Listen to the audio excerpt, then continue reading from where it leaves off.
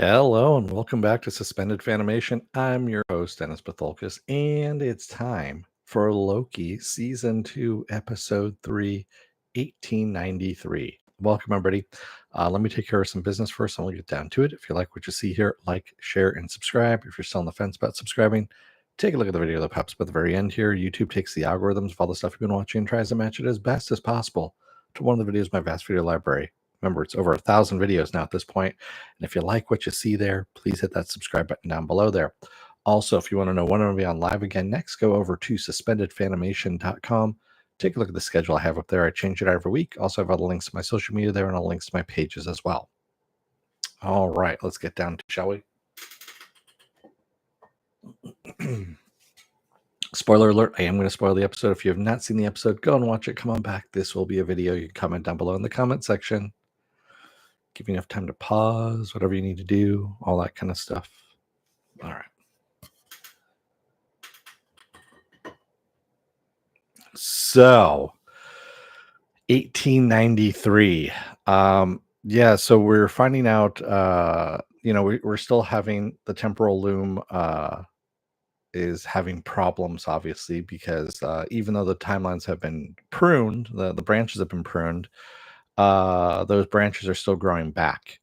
And as Ouroboros says, OB says that if they don't fix it, if they don't get the shutters open so they can fix it, pretty much everything's doomed. So they need to find a Kang. Basically, they need to find someone who had built the original TVA and with a temporal aura so they can open up the shutters. Now, remember, it says someone who built the original TVA. Everyone's assuming it's Kang at this point. I have a different theory now at this point as well. But let's get through this a little bit, shall we? So, Casey ends up finding out, he gets a hit on Renslayer's temp pad, and there's two places that she's gone, 1860s, the 1860s roughly, and then 1893. In the 1860s, we see her meet up with Miss Minutes, and Miss Minutes says, you need to deliver this package through that window.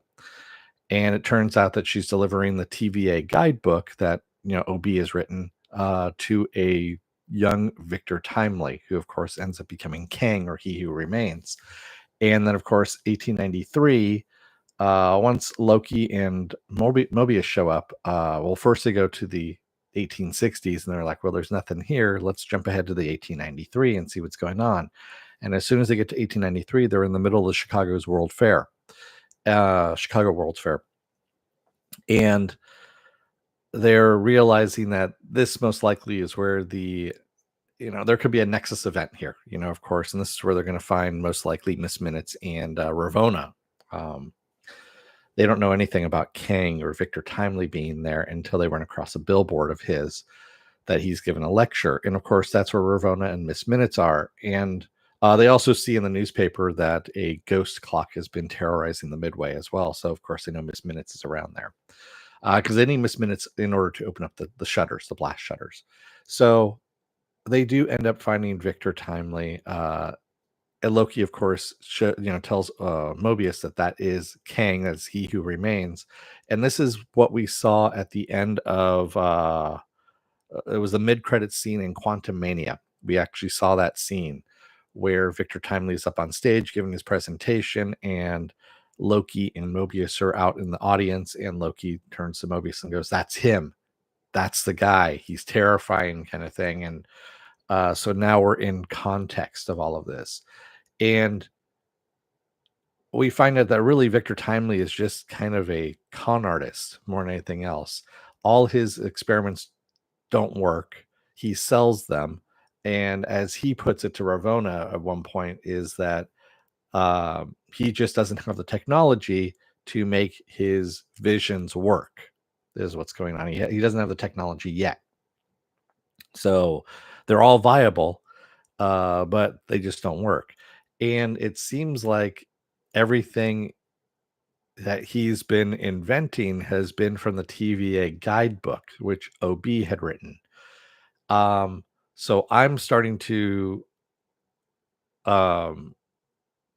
get to the point now to see that Victor Timely, or He Who Remains, really didn't invent the TVA, that someone else has, and it's not OB, it's not Victor Timely. I think it might be Ravonna. I think Ravonna is the one that actually invented the TVA and all the stuff that's inside of it, including the temporal loom, all of this, and yeah. But I'm getting a little bit ahead of myself on this one. So um, Sylvie shows up because, of course, she's been tracking Ravonna's tempad as well and wants to kill Kang. Basically, any variant of Kang, she wants to kill him. And of course, Loki and Mobius are like, no, we need him in order to save the timeline so that, well, your timeline doesn't go out of existence as well as everyone else's. And she, by the end of it, she kind of, you know, uh, understands that and lets him go. But in the meantime, we're getting that Kang really does not like working with partners. Anybody who says partnership, he balks at. So at one point, Ravonna mentions that it's a beginning of a great partnership. He kind of dumps her off to the side, off the ship in her own little rowboat, and like, yeah, he's done with her and stays with Miss Minutes. And when Miss Minutes kind of goes a little ape shit there herself and talks about becoming his partner, he banishes her to the temp pad and gets rid of her that way. So he really does not like working with partners, we're seeing at this point. um so at the end of all of this, Mobius and Loki take Victor Timely, to the TVA to take care of their problems, or so they think. And Ravonna is been banished by Sylvie because Sylvie is the one who also has beef with Ravonna, and kicks her back to the city at the end of time. Uh, and to We see the corpse of He Who Remains, who looks like, of course, he has been decaying for a little while at this point, along with Miss Minutes. So Ravonna and Miss Minutes are at the city at the end of time with the He Who Remains corpse, and Miss Minutes says, "Hey, I know a secret about you," and she goes, "You want to know what it is? You're not going to be happy about it," and that's where we cut out, of our episode here. So there's a couple of different theories that are going on right now. One is that Ravonna was the first person that Kang had wiped her memory, because of course we heard the tape that Loki heard in the past of the TVA of Kang, talking about working with Ravonna, and them being a great partnership, which we already know he doesn't like partners. So that most likely could have been him getting ready to wipe her memory at that point. Or two, she's a Kang variant, and she's the one that actually created the TVA. She created the temporal loom. She's basically the one that has created all this tech that the TVA revolves around, which I think is the more viable option at this point, considering that we're halfway through the season. We only have 6 episodes. We're at episode 3. And I'm thinking that is where our big aha moment is going to be, is that Ravonna is actually a Kang variant, which would also follow with the whole love interest thing as well, because we saw with Sylvie and Loki, Sylvie being a variant of Loki, they had fallen in love. Um, and I can see the same thing happening with He Who Remains, Kang and Ravonna, um, both falling in love, because we also know that in the comics, Ravonna Renslayer is actually a love interest of Kang. But this would be a new interesting wrinkle added into this by doing this in the MCU, is by making Ravonna a Kang variant. It would make sense. It would totally make sense. And I think it would be an interesting wrinkle at that point too, that they have, I guess they could use Victor Timely's aura to open up the blast shutters, but I don't think that's going to work. I really don't think it's going to work. So yeah. And the other interesting thing that I was thinking about, and I don't know if the writers meant to do this intentionally or if they did it unintentionally, the Ravonna that we know, you got to remember, when she pops out in the 1860s, she had just killed Mobius or pruned him, and she just walked out and walks into 1860 to go and find Miss Minutes. So this Ravonna is just fresh off of her betrayal of Mobius. Mobius has had some time to work through his stuff, that Mobius that we see at this point going after her. So he's had some time to process this stuff, and he has kind of sort of wants to try and trust Ravonna again because they've worked together for so long. She has not had that time to process it. And this is Einstein's theory of relativity almost in action, in a way of time is relative to the observer, is really what it is. And we don't know how long Mobius and Loki have been dealing with the temporal loom in the TVA, and with Ravonna being gone at the TVA, because time doesn't have any meaning at the TVA. So it could be, hours, it could be decades, it could be minutes. We don't know offhand at this point. Um, we do know that at least Mobius has had some chance to work through his issues with Ravonna, whereas Ravonna is fresh off of this, and she's like, "Fuck you, dude! I just got rid of you. I'm not coming back with you, to work with you again." So yeah, and Sylvie, same thing. The Sylvie that we see, we don't know how long she's been in that branch. If she's been there for just a couple of days, if she's been there, or a couple of months, years, we don't know offhand, just because this is something again that the writers can use to their advantage, because it is a time travel thing that we're talking about. We're dealing with time. You can play kind of fast and loose with your characters as to what version you're actually talking about, what version you actually are dealing with. And that's where this becomes interesting.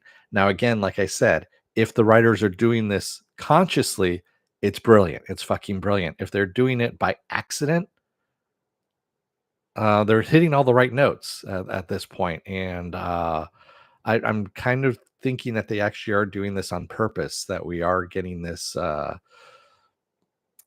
this time play that's happening between the characters. Some characters have more time, have already gone through more time, whereas other characters we're seeing a shortened amount of time that we're seeing between scenes. So yeah, this is fairly interesting. I like this kind of story, especially with time travel when they're doing that. Basically, you have three different sets of time streams that are happening, and they're converging at certain points in other times. Four different timelines, actually, because you have the TVA that's going on. You have Sylvie's, whatever's going on with her, Ravonna's time, however long she's spending, with Miss Minutes, and then of course Victor Timely and what's going on with his. So you have four different time streams, I guess, to play with. And actually, you could say the fifth one, which is what we're watching, and where everyone gets together at that point in time. Confusing, possibly, but I kind of like it, and I like where we're going with this. But again, we're at the midway point of the season. And I'm looking forward to see how this wraps up. They're doing a good job here now that we kind of have an idea of where we're going with all of this. Looking forward to next week, of course. Sorry about last night. Doom Patrol. I was supposed to do Doom Patrol last night, but yeah, just again, work, that kind of stuff. The day job gets in my way every now and then. So I'm gonna be planning for stuff. Probably, I'm most likely gonna be moving stuff to Sunday at this point, because I'm busy all day today. Hence the reason why I'm on so early right now. Tomorrow I've got other stuff going on as well, so I got to take care of my stuff as well on the weekends. And Sunday's pretty much the only day I've got available there, so I'm most likely going to be moving Doom Patrol over there, along with Gen V as well. I got 2 episodes to cover of Gen V, and then of course next week, what else do I have going on? Monday and Tuesday I'll be off. Wednesday I'll be off as well. Thursday hopefully will be Doom Patrol, and then of course Friday we'll roll back around to Loki. Is what we'll do at that point. Episode 4. Yeah. So, all right. Thank you, everyone out there. I know it's kind of early. That's why I don't have anyone in the chat here. And yeah, but thank you to everyone out there who's watching the video. You know who you are out there. And let me go through the spiel here. If you like what you see here, like, share, and subscribe. If you're still on the fence about subscribing, take a look at the video that pops up at the very end here. YouTube takes the algorithms of all the stuff you've been watching and tries to match it as best as possible to one of the videos in my vast video library and pops it up here just for you. And if you like what you see here, please hit that subscribe button down below there. Also, if you want to know when I'm going to be on live again next, go over to suspendedfanimation.com. Take a look at the schedule I have up there. I change it out every week. Also, I have all the links to my social media there and all the links to my pages as well. All right. Thank you, everyone. I will see you again on Sunday. Until then, don't let the door hit your ass on the way out. Otherwise, it could be a time door and you might end up in the city at the end of time and you're stuck with the Kang corpse, and really no one wants that. Thanks, everyone. I will see you again Sunday. Have a good rest of your day, weekend, that kind of stuff, and I'll see you then. Thanks, everyone. Have a good rest of your day. Bye.